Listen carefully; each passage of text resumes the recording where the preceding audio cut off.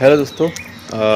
आज ये वीडियो उन लोगों के लिए जिनको बिलासपुर में NTPC 2024 का जो ग्रेजुएट वाला है उनका डीवी चल रहा है। ये वीडियो उन लोगों के लिए कि उनको वहाँ तक कैसे पहुँचना है, कहाँ रहना है और सारी चीज़ें कैसी होती हैं। फर्स्ट ऑफ ऑल मैं नागपुर से था, तो मैं 10 तारीख को निकल गया था। मैं 4 बजे तक लगभग अपना बिलासपुर पहुँच गया था। बिलासपुर में प्लेटफॉर्म नंबर 1 से आपको बाहर निकलना है। वहाँ आपको ऑटो वाले मिलेंगे।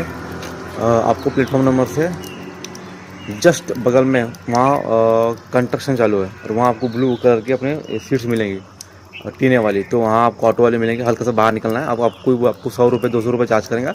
तो आपको बोला कि मुझे पुराना बस स्टैंड जाना है और मैं सीट के हिसाब से जाऊँगा। तो आपको हार्डली 20 या 30 रुपये देगा। उसको कहना है कि आपको भगत लॉज में रुकना है, तो आपको एग्जैक्ट भगत लॉज के सामने रुका देगा।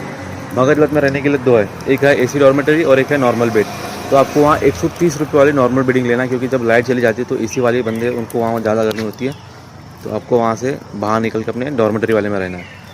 130 रुपये पर दिन चार्ज करेंगे। और उसके बस भगत लॉज के जस्ट बाजू में आपको खाने के लिए मिलेगा। तो आप अगर भगत लॉज के से जस्ट बाहर निकलते स्ट्रेट और अपने आप लेफ्ट साइड वाले रोड को पकड़ के लगभग 500 मीटर सीधे चलते हो, कहाँ सामने निकल के ही राइट साइड की तरफ चले गए और फिर अपने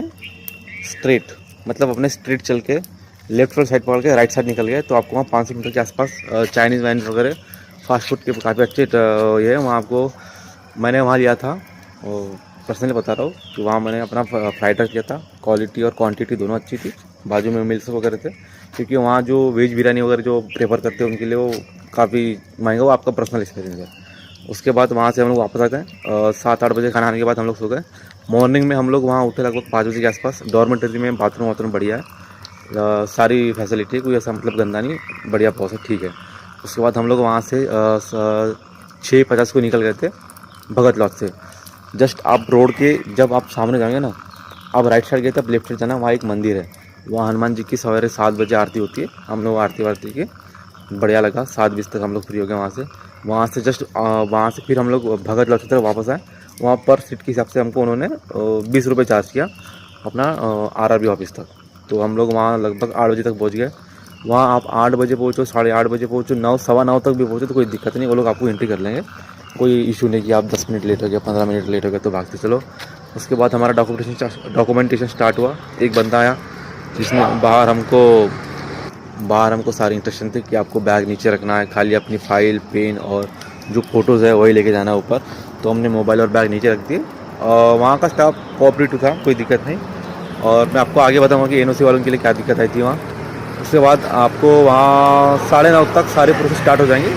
तो हमारा जो वहाँ 3 फेज होते हैं। फर्स्ट आपका बायोमेट्रिक होगा। सेकंड आपका जिस रूम में आपको बैठाला जाएगा वहाँ आपका सेल्फ अटेस्टेड वाले जो आपने 2 बंच लाए थे वो आपके जमा होंगे। वो आपको वेरीफाई करेंगे कि डॉक्यूमेंट कोई अपलोड किया था नहीं किया था, कि जो इन्फॉर्मेशन आप ही की है। अगर उनका नाम में मिस्टेक है तो वहाँ एफिडेविट मांग रहे हैं वो लोग। अगर खास करके जो साइड राजस्थान से आ रहे थे मीना वगैरह, तो उनका वो उतना पुराना जो उनका पुराना कास्ट सर्टिफिकेट बना था वो चल जा रहा था और उन्होंने वो 50 वाले स्टैम्प के ऊपर उन्होंने एफिडेविट बना के लाए थे। उसके बाद हमारा वो सारी प्रोसेस हो गई थी 1:30 बजे के आसपास। फिर सबसे पहले आपका बायोमेट्रिक, फिर जो आपने बंच लाएंगे सबमिट होंगे। उसके बाद आपको एक अंदर DV रूम में एक और 3 ऑफिसर बैठे रहेंगे। आपको में से वहाँ कोई भी एक बुलाएगा जो आपकी ओरिजिनल, खाली वो लोग ओरिजिनल देखेंगे, फर्स्ट में भी और लास्ट में भी। और लास्ट वाले में खाली आपको पूछेंगे आपका नाम, आधार कार्ड लेगा। जो मेन ऑफिसर आधार कार्ड दे दीजिएगा उसको, और आधार कार्ड के साथ आपका RRB पोर्टल पे लॉगिन करके वो आपको पूछेगा कि आपके पास डॉक्यूमेंट यही है कुछ और है। तो उन्होंने हमारा फिर स्टैम्प, जो ओरिजिनल स्टैम्प था वो हमारा मुझे एक्चुअली मतलब उन्होंने मेरा अंदर रख दिया। सभी का तो बाहर रख दिया था, पर शायद मेरा वो बाहर वाले भूल गए थे तो अंदर रख दिया उन लोगों ने। उसके फिर जिन लोगों का कुछ मिस्टेक था माइनर, फिर वो आपको हाँ, जब जैसे आप लोग स्टार्टिंग में जाओगे, जब आपका बायोमेट्रिक होगा वो आपको बोलेंगे, गेट के बाहर ही बोल देंगे कि आपको आपका सीट नंबर और फाइल नंबर याद रखना है। आपको अपना सीट नंबर और फाइल नंबर याद रखना है। वहाँ आपको आपके फाइल नंबर से ही बुलाया जाएगा। जैसे कि मेरा नंबर था 182, 11 जून को। उसके बाद आपको लास्ट तक वो आपको आपके फाइल नंबर से बुलाते। कोई इशू आ तो वो लोग आपको बैठा के रखते हैं कि किसी का कोई डॉक्यूमेंट छूट ना जाए। तो आपको ऐसे 5 बजे तक हमारा हो गया था। 5:30 बजे उन्होंने हमको आउट कर दिया।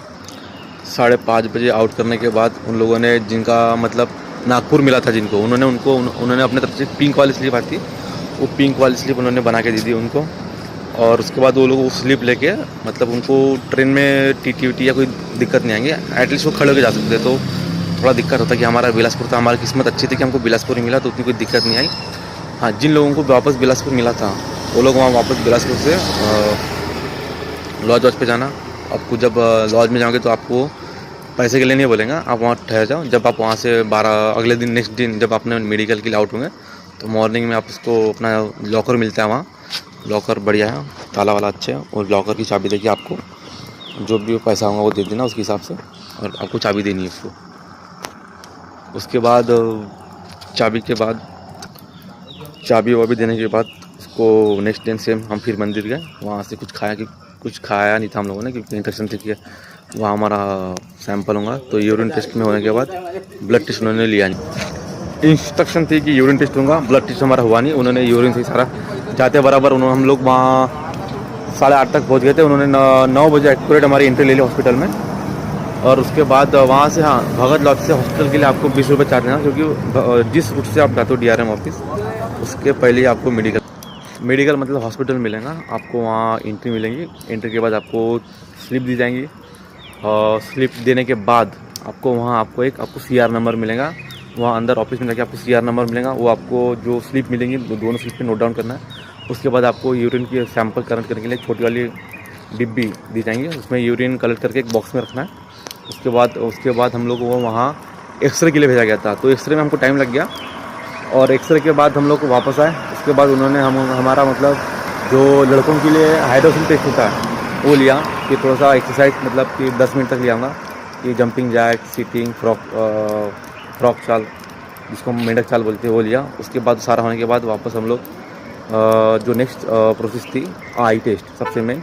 तो आई में आपको जो सी कट देता है बहुत आराम से दिख जाता है, बहुत आराम से। अगर आप ध्यान से देखोगे तो सी कट में आपको कोई दिक्कत नहीं आएंगी। फिर आपको जो लाइटिंग वाला हो गया, लाइट टेस्ट में आपको एक्चुअली गलती क्या होती है हमारे इसमें 3 कलर रहते हैं, ग्रीन, रेड, येलो। तो जो येलो कलर था वो हल्का सा पिंकिश या किसी को ऑरेंज दिखाई दे रहा है, किसी को वाइट ही दिखाई दे रहा है, तो आपको येलो ही बोलना है।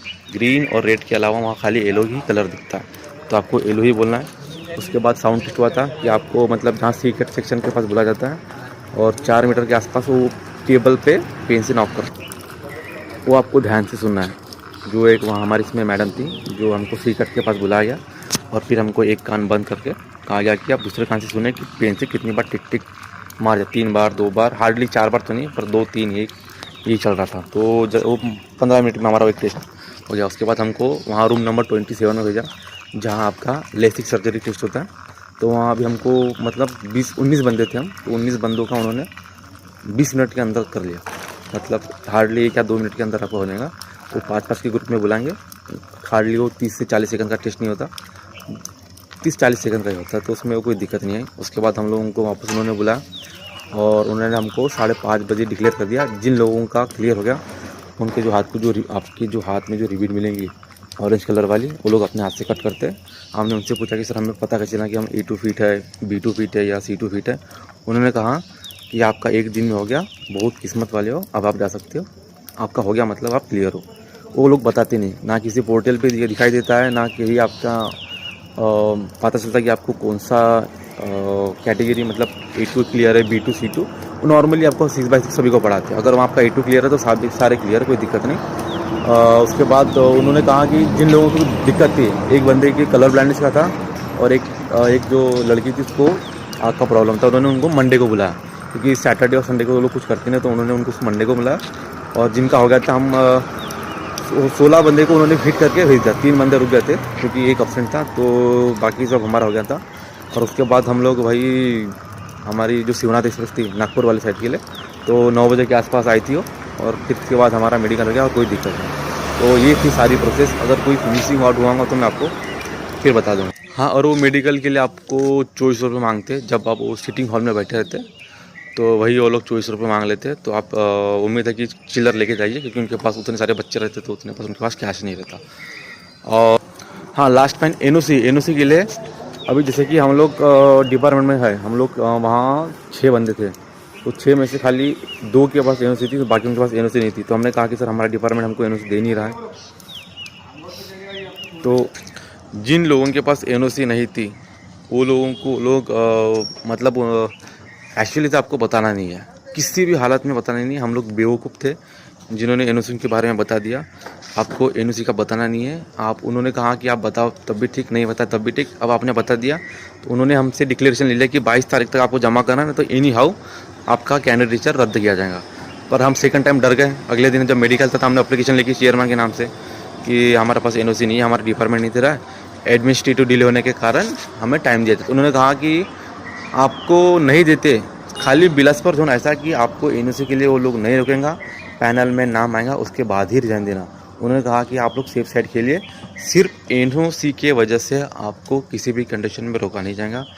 और मेरी एक रिक्वेस्ट है कि एनओसी के बारे में उनको बता ही मत, क्योंकि कोई मतलब नहीं। जब पैनल में नाम आ जाएगा उसी समय रिजाइन देके जब आप फाइनल ज्वाइनिंग के समय जाएंगे तब आपको अपना ज्वाइनिंग लेटर देना है। और जिनसे अगर किसी को भाई 100% बता रहा हूँ, बताना ही मत। हमसे गलती हो गई, हमने बता दिया था, फिर वो डिक्लेरेशन ले लिया। हम लोग डर गए कि यार 22 तारीख तक इन हाउ देना है, हमारा डिपार्टमेंट दे नहीं पाएगा। तो उन्होंने एप्लीकेशन लिख दो बोले अपनी तरफ से, नहीं देते कोई दिक्कत नहीं, खाली बिलासपुर जोन ऐसा है जो एनओसी के लिए कंसिडर नहीं कर रहा है। तो बस ये इन्फॉर्मेशन थी। Take care.